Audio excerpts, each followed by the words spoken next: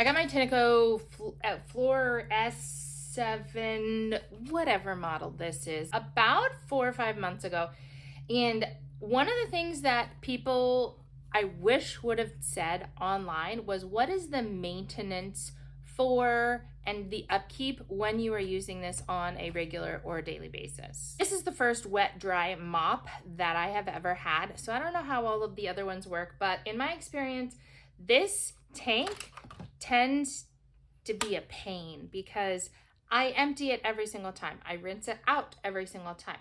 That is no problem. However, it seems to keep and store smells.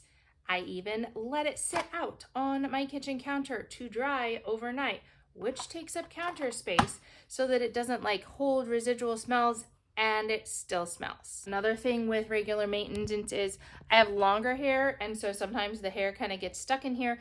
This is the first time I've gotten the brush, but you could use the brush to kind of get back in there. This is where the empty or the clean water is, and I do need to take it and go wash this part off because that's kind of gross.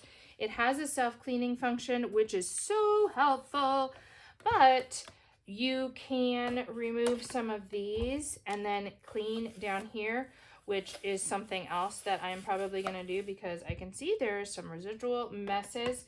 But in my experience with this combo mop vacuum, it just seems like, for me as a busy toddler mom trying to cut down on the amount of time needed for cleaning in general, it almost feels like I spend more time cleaning this thing than I do actually cleaning the floor. It is really nice because one of the things that you can do is when you put it onto the base, it starts automatically charging.